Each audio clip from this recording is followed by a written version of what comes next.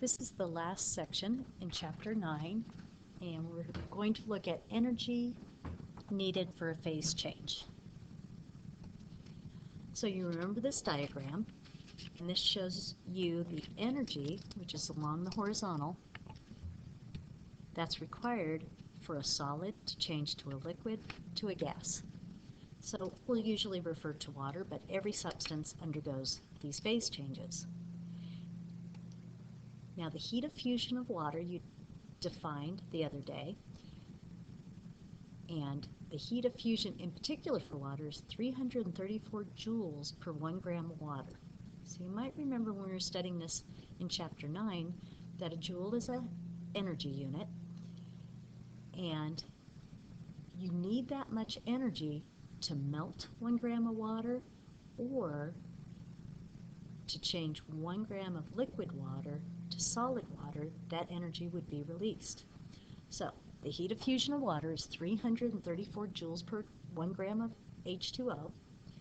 The same amount of energy is released when 1 gram of water changes from a liquid to a solid. So this is absorbed when a solid changes to a liquid,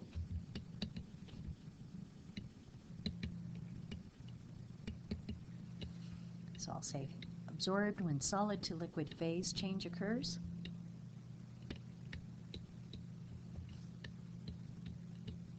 And then I say the same amount of energy is released when 1 gram of water changes from a liquid to a solid. So this absorbs the energy, and we use a negative sign to show the energy released. That heat of fusion is occurring right here. So if it's melting, it's adding that 334 joules per gram of water, and if it's freezing, it's releasing 334 joules per gram of water. So if you think about making ice cubes, you put in liquid water in your freezer. The water's actually going to give out some heat energy, and your freezer's going to remove that from the actual freezer. Now, heat of vaporization. It's the amount of heat required to change a unit mass of a liquid to a gas without an increase in temperature. So heat of vaporization of water, if we talk about water in particular, look at the value of it, 2,257 joules per gram of water. This is absorbed when liquid water changes to a gas, and it's released when that water condenses from its vapor. So this, when it's released, it's releasing 2,257 joules per gram. Think of this when clouds form. This is a lot of energy per gram of water, and this is really the energy that drives storms.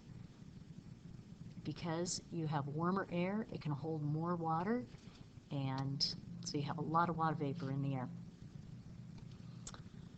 So our last slide is just to remind you of this cycle from a gas to a liquid to a solid.